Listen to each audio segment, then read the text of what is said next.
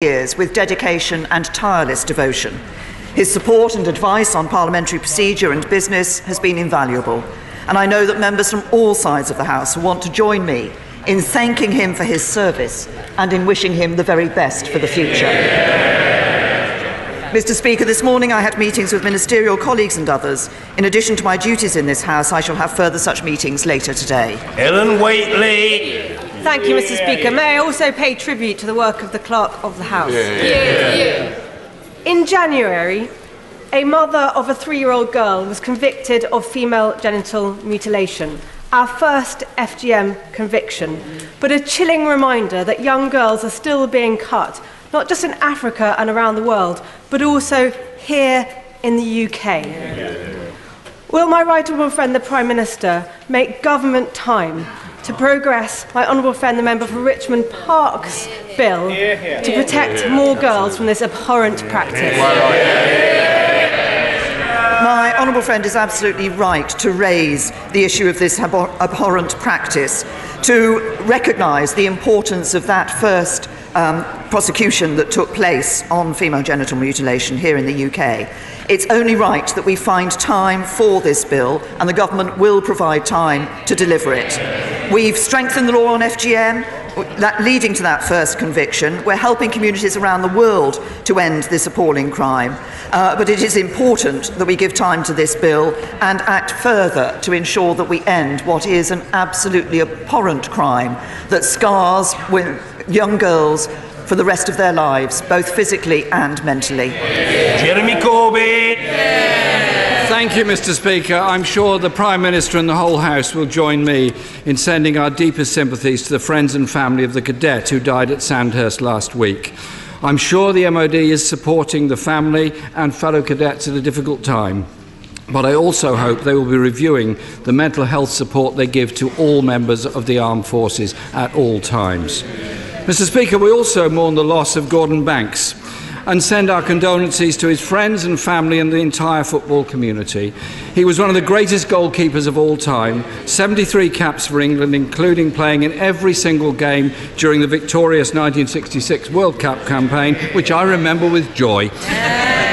Mr. Speaker, I also want to thank Sir David Napley for his work as Clerk to the House and wish him well in his retirement. He's been here even longer than I have and has always been a source of advice to all members, irrespective of their party, and I always admire his dry wit and humour whilst describing the proceedings of the House. I think we owe him a big debt of gratitude.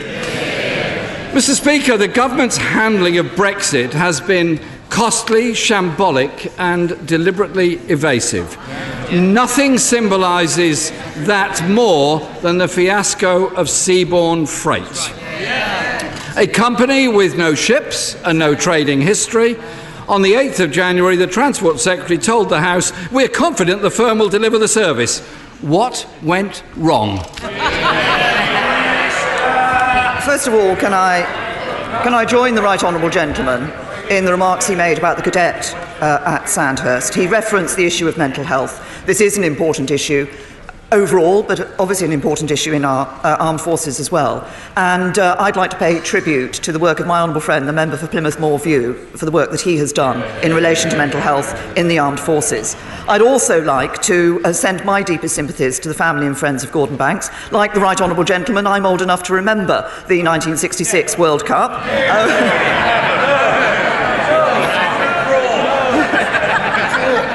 Now, let's be honest in this House. I think that's important. But from being part of that team to I think something else that people remember, the astonishing Pelé save in 1970. He was regarded as one of the world's greatest goalkeepers.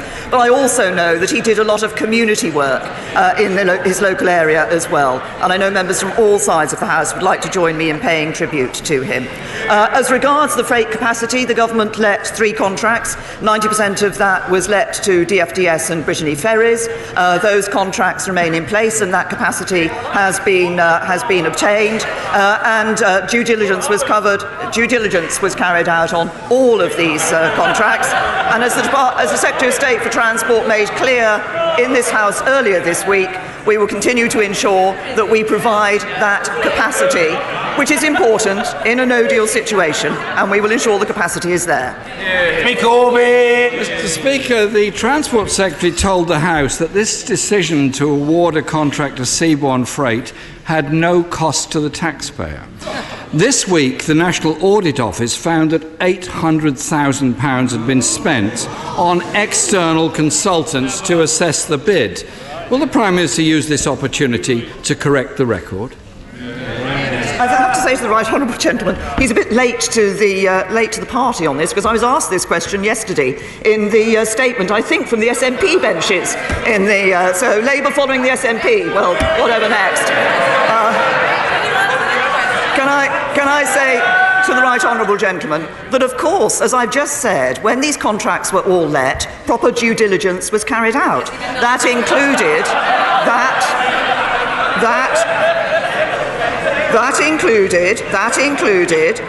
third-party assessment of the companies that were bidding for the contracts. There would have been a cost attached to this process regardless of who the contracts were entered into with. Jeremy Corbyn! I'm really impressed that the Prime Minister can keep a straight face while she said due diligence was carried out. The Transport Secretary said its business and operational plans were assessed for the department by external advisers. On the basis of that advice to his own department, Seabourn was a start-up company with no ships, and the contract was high risk, is what he was told. Why then, if he was told it was high risk, did he proceed with the contract? To the right honourable gentleman, what he appears to be suggesting is that the government should never look at start-up companies, should never look at the opportunities for new companies to be undertaking this here. But it is entirely right that the government has ensured that the majority of these contracts went to established companies, and I think it's entirely right that a company of which due diligence had been carried out. It's no good saying it wasn't, because it was, and we will ensure that the ferry capacity is there. What we're doing, of course, in these contracts is ensuring that we are able to deal with the situation were we to enter into no deal. Now, the right honourable gentleman has said in the past that he didn't actually want any money being spent on no deal preparations. He's also said in the past that he doesn't want us to go into a no deal situation. That's fine, but if he doesn't want us to be in a no-deal situation, he's going to have to vote for the deal. Jeremy Corbyn! It appears that we have to be fair to those advisers, because they were instructed to restrict their due diligence to the face value of the presentation put to them by Seabourn Freight, a company that had no trading history, and look into the directors of Seabourn, some of whom it appears would not have passed a due diligence test. However, the Transport Secretary told the House this procurement was done properly in a way that conforms with government rules. But what a Freedom of Information request reveals is that the Secretary of State bypassed those rules, as the Procurement Assurance Board, a senior panel of experts and lawyers, were denied the chance to scrutinise the deal. So what action is the Prime Minister going to take over what appears to be a very clear breach of those rules? The contract was awarded following commercial, technical and financial assurance at a level in line with the company's status as a new entrant to the market, carried out not only by senior DfT officials, but by third-party organisations with experience and expertise in this area. That includes Deloitte's, Mott MacDonald and Slaughter and May. It was designed in recognition of the risks posed.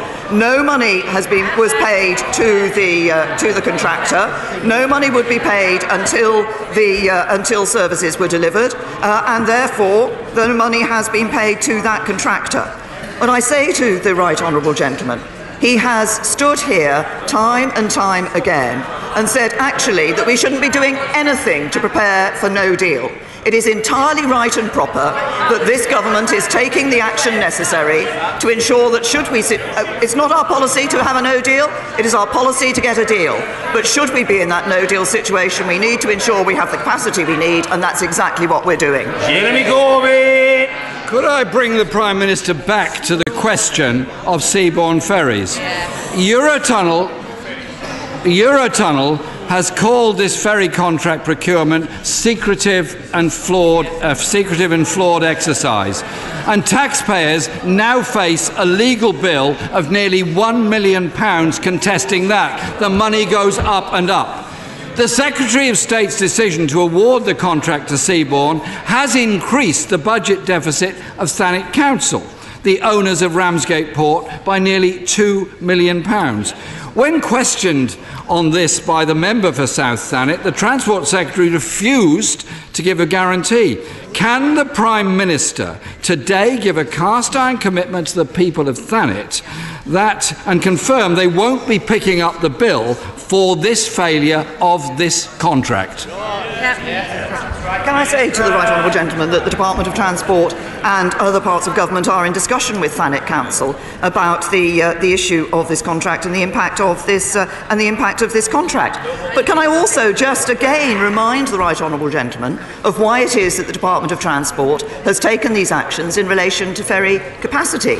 It is in order to be able to ensure that in a no-deal situation we are able to guarantee that medicines will be brought into this country. Primarily, we're prioritising medicines being brought into this country. Again, that was a question I seem to remember being asked on more than one occasion yesterday by members of the SNP who had an interest in that. The Right Honourable Gentleman doesn't seem to be interested in ensuring that we can, in a no-deal situation, provide the medicines that people in this country need. That's what we're doing. That's a sensible approach of a government that is taking this matter seriously.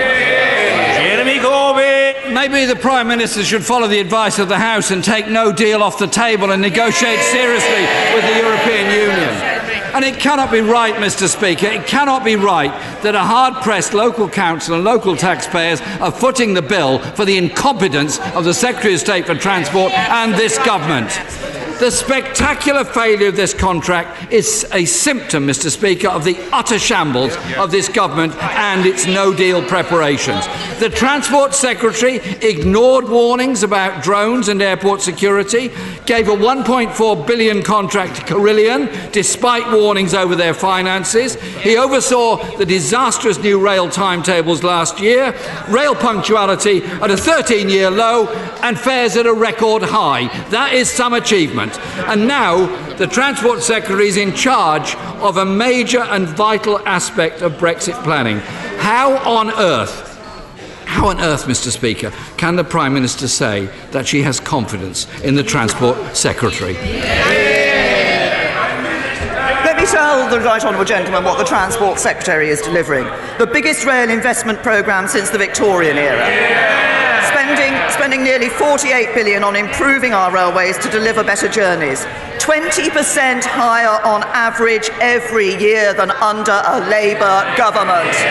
That's what the Transport Secretary is delivering. Commitment to transport in this country and commitment to transport across the whole of this country. But I notice that the Right Honourable Gentleman wanted to focus his questions in that way, rather than asking more general questions in relation to Brexit, because of course there are still a number of issues. There's still a number of issues on Brexit where we don't know his answers to the big questions. We don't know if he'd... It's no good Labour members burying their heads in their hands. We don't know whether their leader backs the second referendum. We don't know whether their leader backs the deal. We don't even know whether he backs Brexit. He prefers ambiguity and playing politics to acting in the national interest. People used to say he was a conviction politician. Not anymore.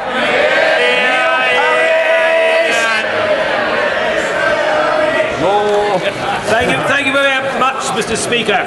On Friday, I visited Tiverton High School, a great local school rated good by Ofsted. but Tiverton High School is facing many challenges. The buildings are old and stressed. There's not enough capacity for all local children to attend Tiverton High School because of a growing town and a great town, but also poverty is higher than both the county and England's national average. The school buildings are located in a flood zone. That means that when the burst is banked, there is a significant risk to life.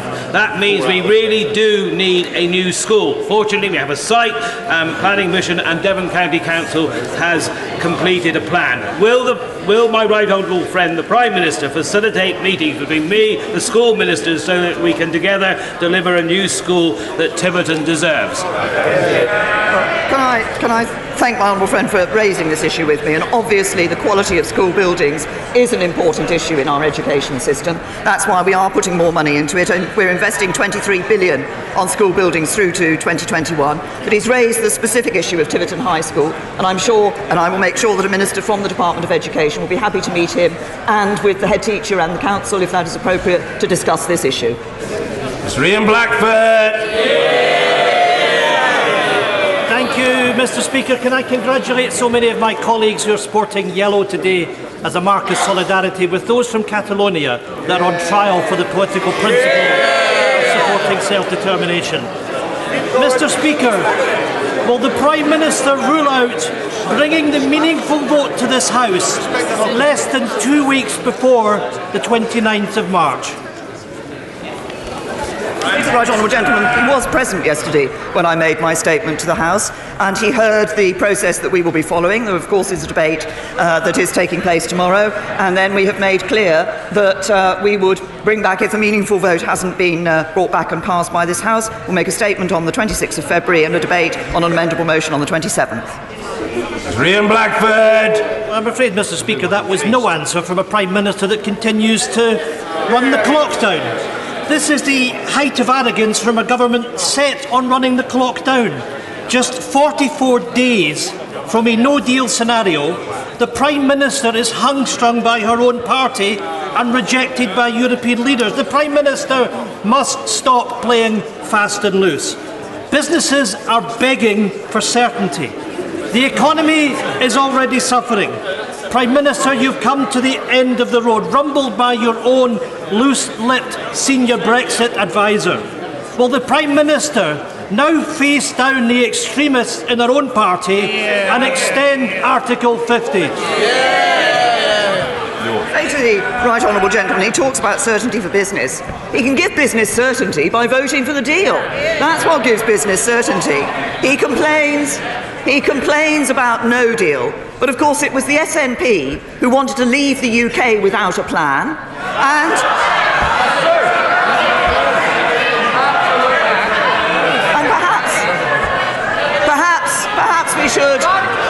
perhaps we should remind the SNP that independence would have meant leaving the EU with no deal.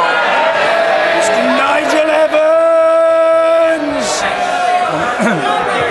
Mr. Speaker, I'll be chairing a delegated legislation while the tributes to David Narsler are paid. So could I publicly wish him well on his retirement and thank him for all the support he gave to me, particularly when I was Deputy Speaker. Thank you, David. Good luck. Sladeburn Health Centre serves 1,100 people in the village and surrounding rural areas.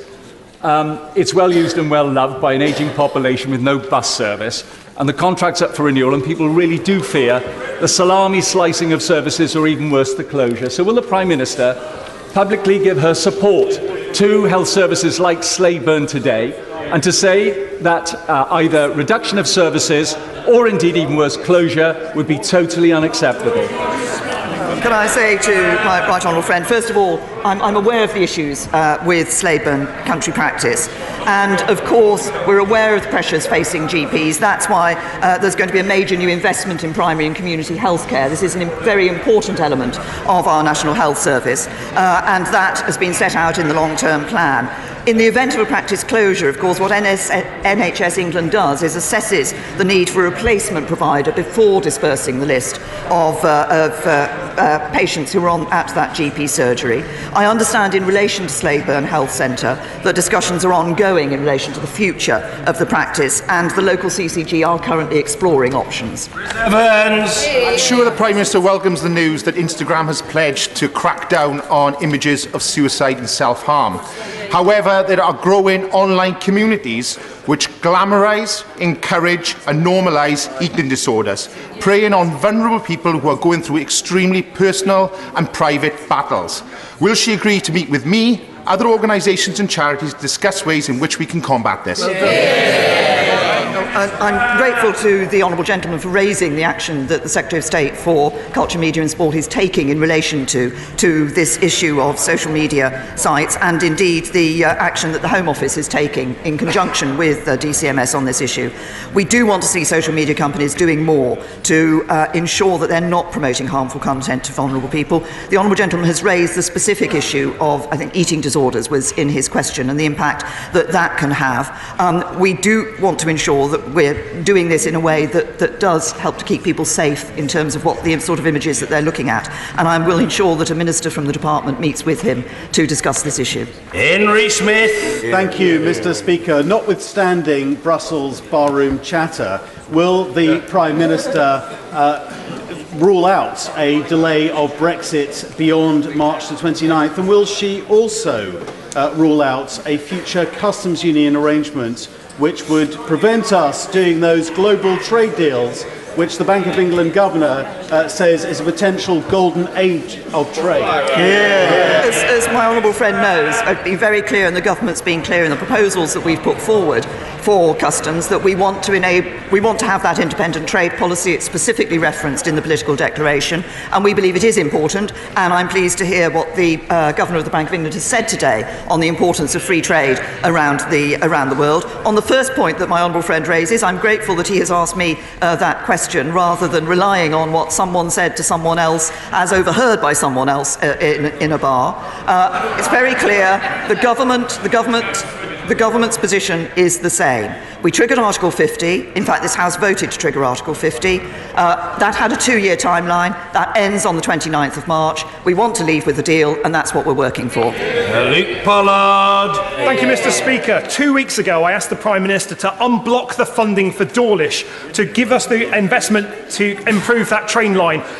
2 weeks later, we still have no funding. I worry, Mr. Speaker, that Brexit is causing the government to sit on announcements that need to be made, both on rail funding and the long-term basing of the Royal Marines for Plymouth. So can the Prime Minister tell the Transport Secretary to get on with it and announce the funding for Dawlish this week without any further delay? Well, to the honourable gentleman, as I said to him then, the department's been reviewing the proposals that Network Rail have put forward for an effective and resilient solution in relation to the Dawlish line, and there'll be an update on funding in due course. There is, of course, already the first phase of work to protect the seawall at Dawlish began in November. That's part of the 15 million wider investment to make the railway at Dawlish and Teignmouth more resilient to extreme weather. First glove. Thank you, Mr. Speaker. I know from the doorstep in Corby and East Northamptonshire that local people want to see more police officers out on the beat, catching criminals and deterring crime. With the additional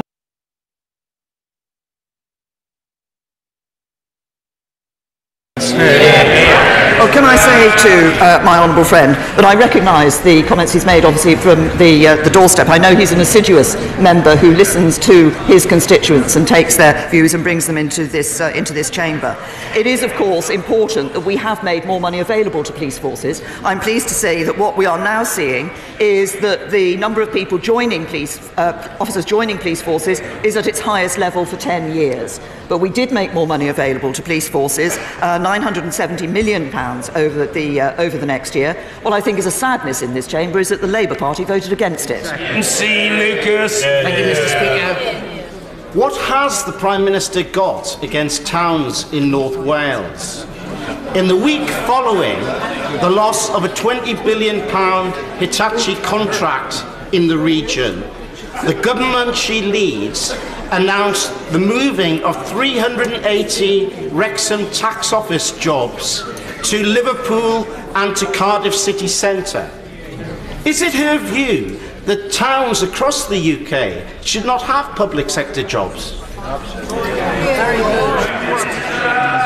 No, it is not. And I have to say to the honourable gentleman, on the issue that he raised about the Hitachi site at Wilfer site, we did offer a package of support. We offered a package of support that no previous government had been willing to consider, of one financing and a strike price of no more than £75 per megawatt hour.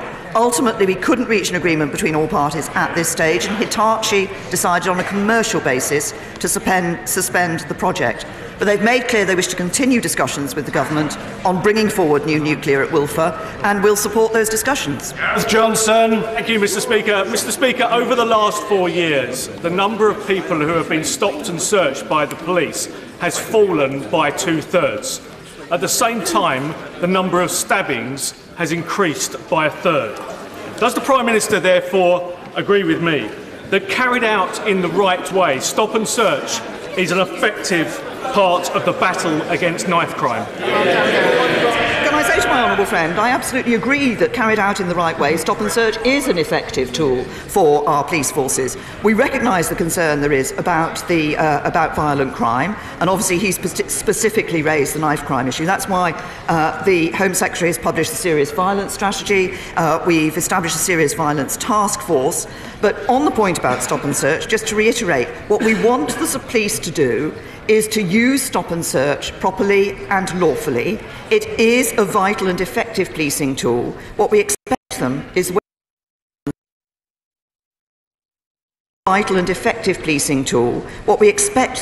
when they use stop and search, they do it lawfully. Steve McCabe.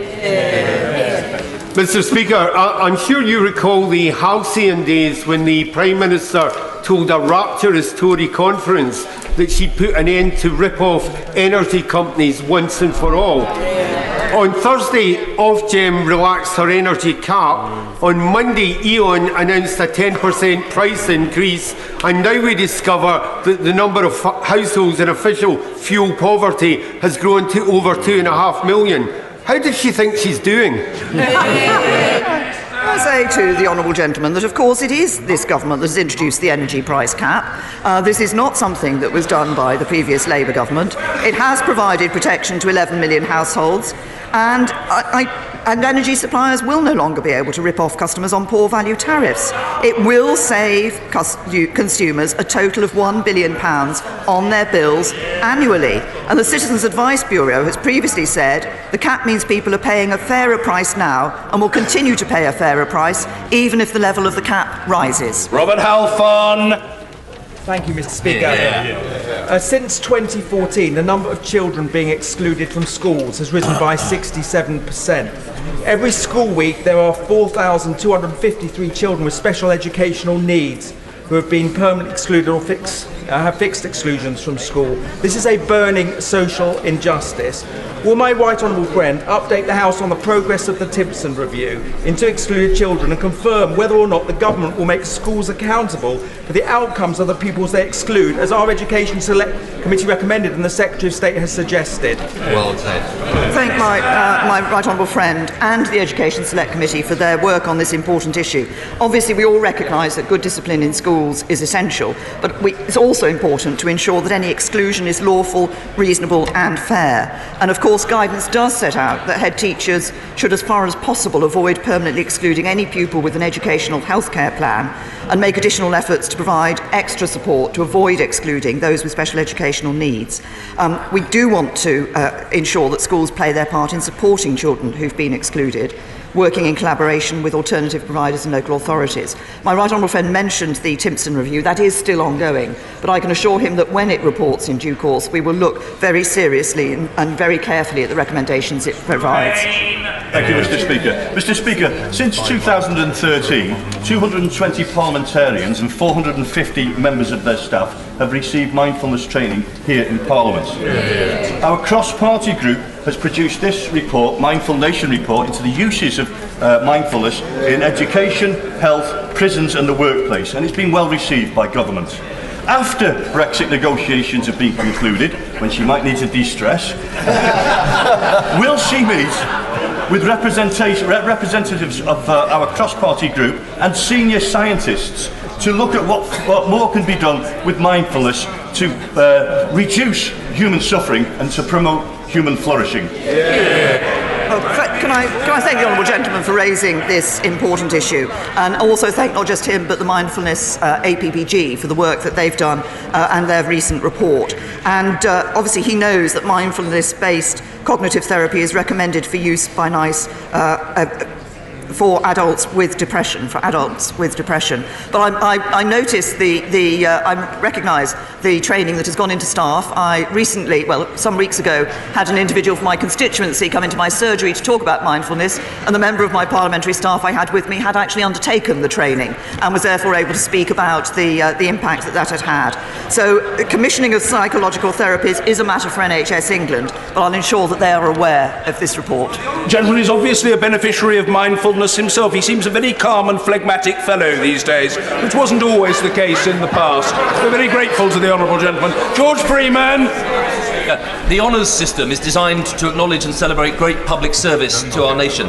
Does my right honourable friend agree that when a small minority of recipients of honours, like Philip Green, bring the system of honours and business into disrepute by being found to have behaved disgracefully, letting down the vast majority in business who set the highest standards, then it's right that this party and this government should be the first to stand up for decent standards and look at beginning a process for seeing whether people who behave in that way should be stripped of their honour? Can I say to my honourable friend that obviously, as he has just said, the honours system is there to recognise exceptional service and achievement in a wide range of spheres of public life. And it's important that if the recipient of an honour brings that honour into disrepute, steps should be taken to review that honour. Now that, of course, there is a forfeiture process for that purpose. That does include an independent forfeiture committee, which gives recommendations to me for Her Majesty's approval. That is the process, but it's important, I believe, that we have that, so that anybody who has been in receipt of an honour that brings honour into disrepute, that steps can be taken to review that. Vicky Foxcroft. Last weekend, Millwall Lionesses from my constituency played and beat Lewis FC in the 4th round of the FA Cup. For winning, the Lionesses received £2,000 prize money. The winners of the same round in the men's competition received £180,000. Is the Prime Minister willing to put pressure on the FA to equalise prize money for the men's and women's competition as Wimbledon did in 2000?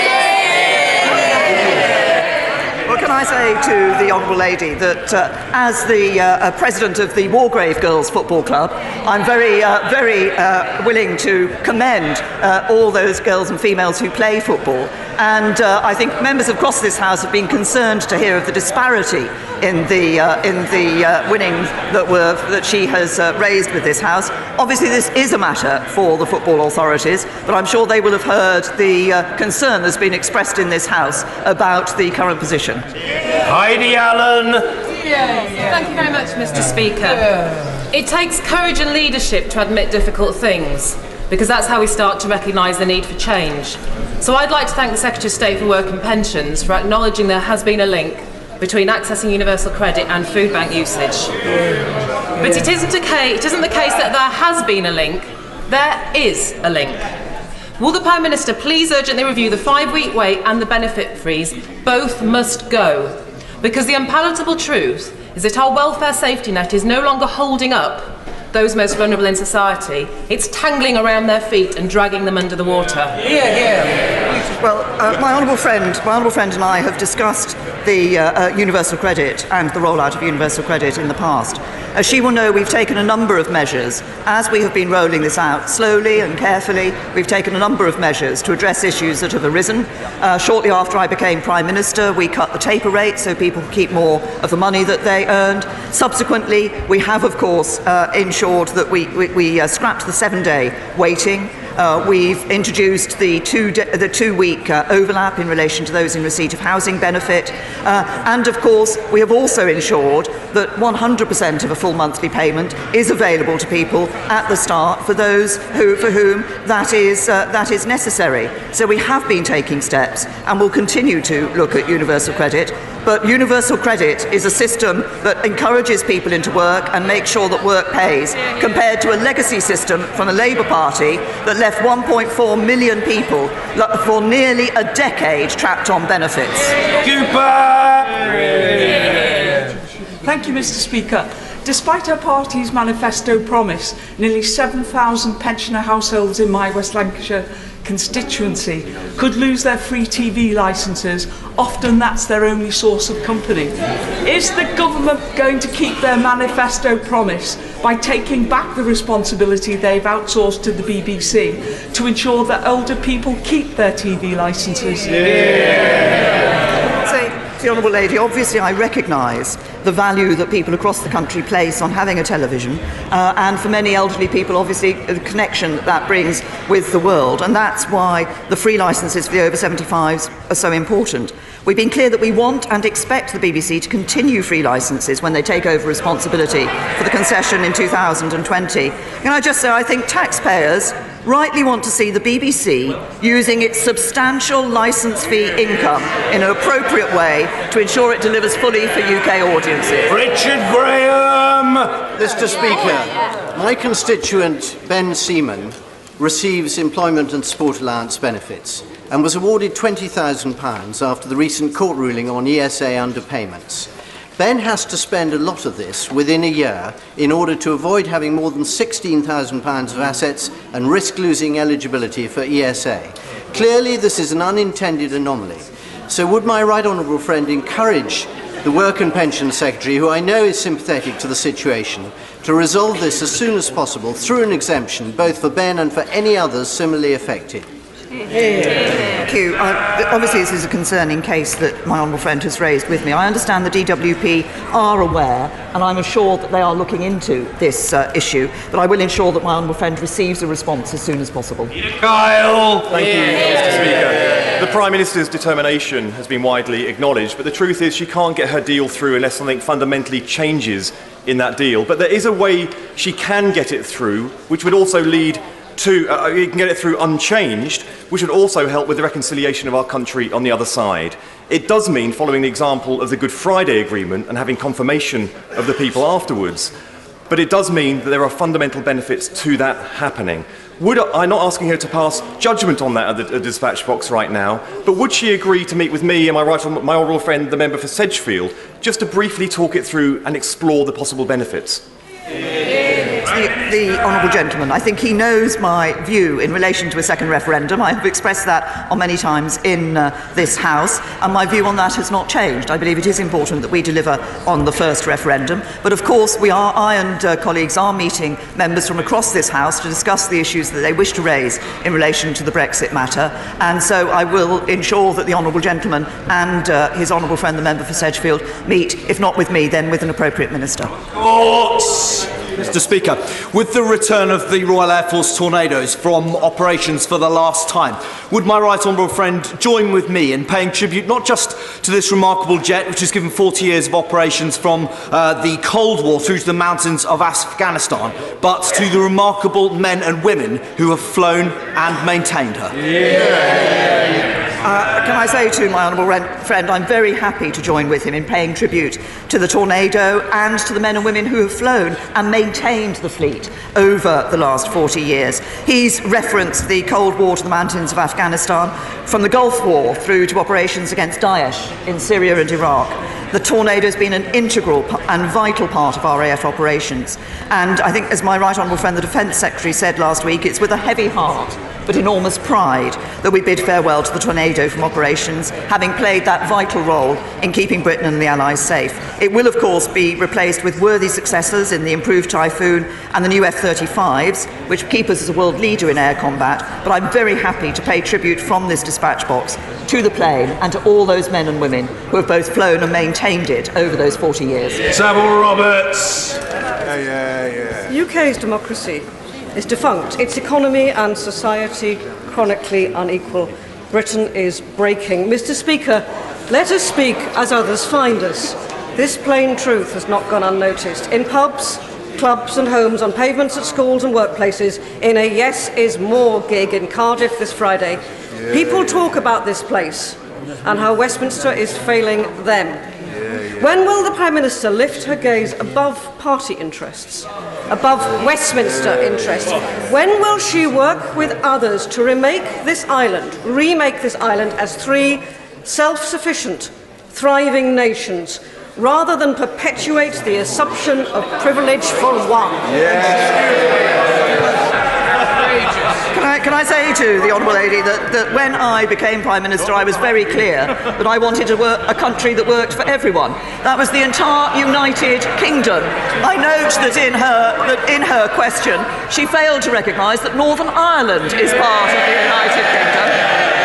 We want Northern Ireland to remain part of the United Kingdom. And can I also say to her that democracy is not defunct. Democracy in this country will be shown by this House recognising the vote that took place in 2016, delivering on the result of the referendum and voting for a deal for us to leave the EU. And Bradley! Mr. Speaker, despite our comparative size, the UK has more government departments than even the USA, and we hear in this place all the time about the challenges of cross-departmental working. Will my right honourable friend commit to looking carefully in the spending review at opportunities to shrink the size of government and instead focus our spending on public services?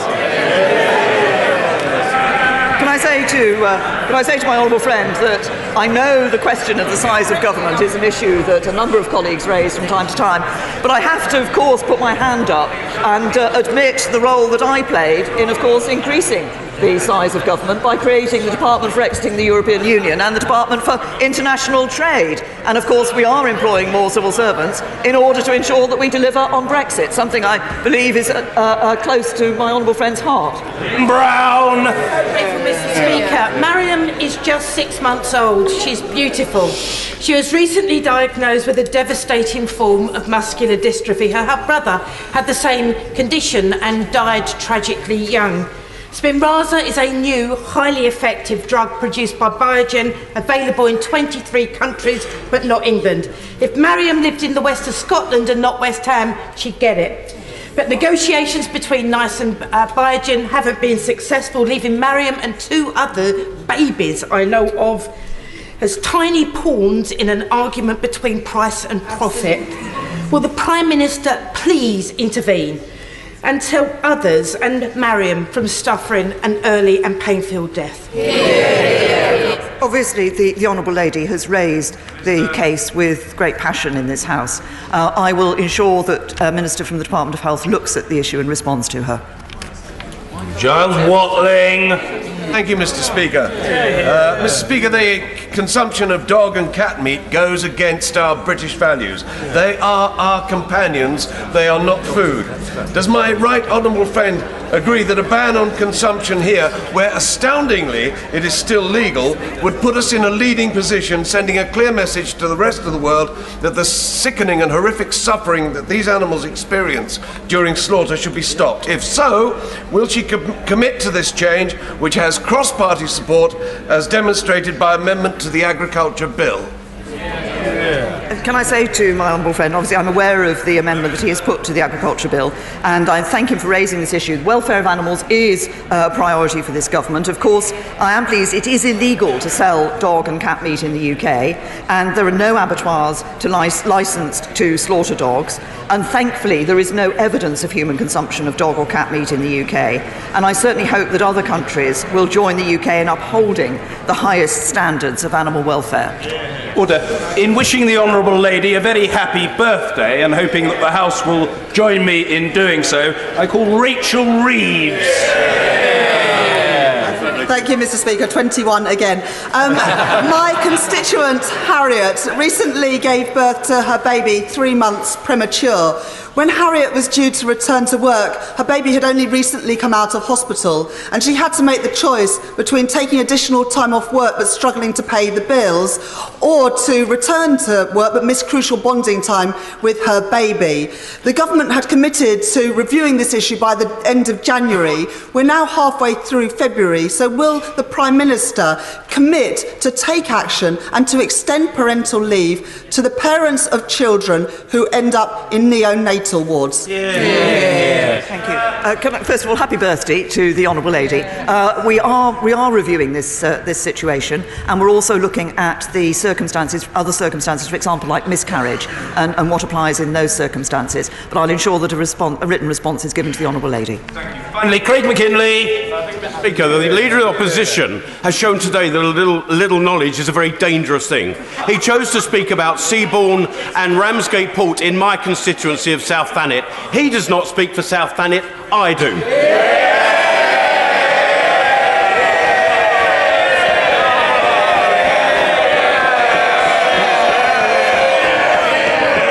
Can my right honourable friend assure me that the people of Thanet are ready and prepared to keep that port open for Brexit eventualities? Could she give a commitment to Thanet District Council to indemnify them for costs here on in? Can I say to my honourable friend that no one can doubt the passion and vigour with which he speaks up for the people of his South Thanet constituency. He's raised the issue of Ramsgate Port. I am aware of the interaction that's been, the discussion that has been between Thanet Council and the Department for Transport, and I believe that continues. Obviously, I recognise the significance of the possibility of ensuring that there is suitable capacity available to access Ramsgate Harbour, and I will ensure that the Department of Transport looks at the specific issue that he has raised. Order. Yes, on this occasion I will take the point of order from the Right Honourable Gentleman Member for Ross, Skye and Lochaber, because I gather that it appertains to the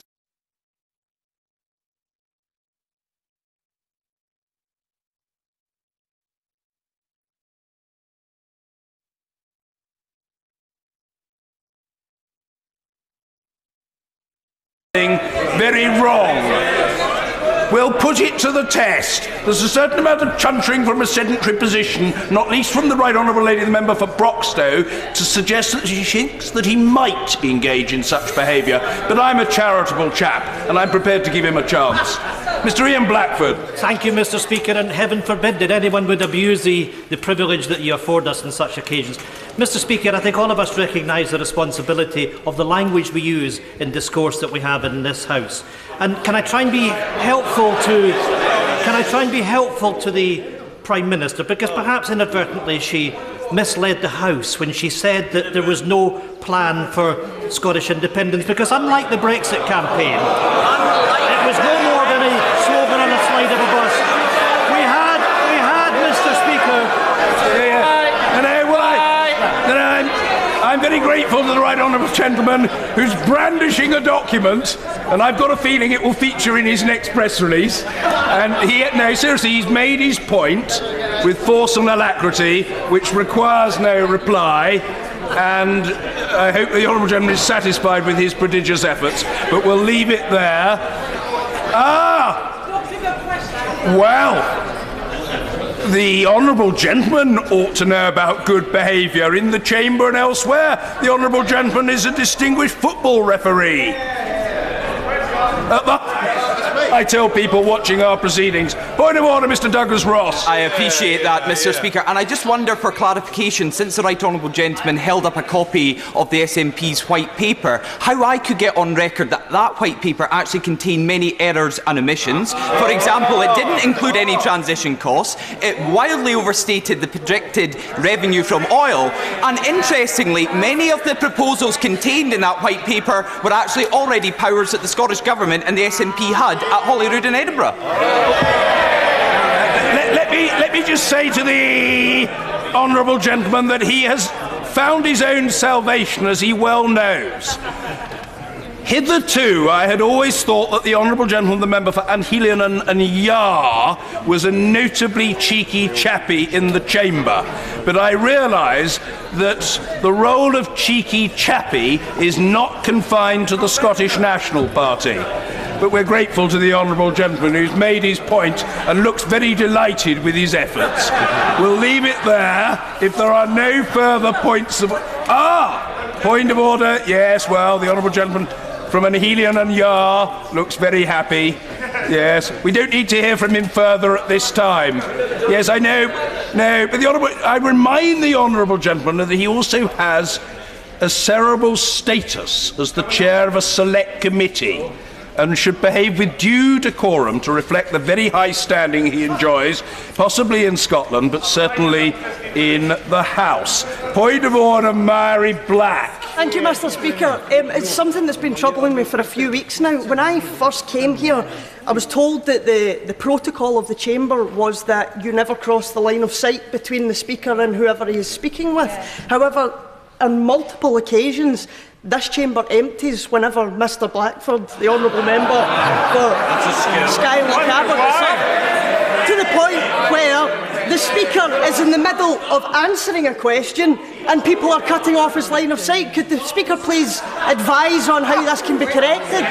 Well, what I would say to the honourable lady is twofold. First of all, it is a breach of the conventions of this House for a member to walk past a member who has the floor on that side of the House. That is unseemly and discourteous behaviour, and I think it falls into the category which the honourable lady is helpfully deprecating. Secondly, I hope the honourable lady won't take it amiss if I say that it is regrettable that her prodigious efforts on behalf of her party leader have not been witnessed by the right honourable gentleman himself, for the simple reason that he has already exited the chamber. However, the saving grace for the honourable lady is that her efforts have been observed by no less a figure than the Chief Whip of the Scottish National Party, and that, I think, probably bodes well for the honourable lady in the future. We'll leave it there for now. If there are no further points of order, we come now to the urgent question in the name of Mr. Barry Gardner. Thank you, sir. To ask the Secretary of State for International Trade to make a statement on the progress he's made in replicating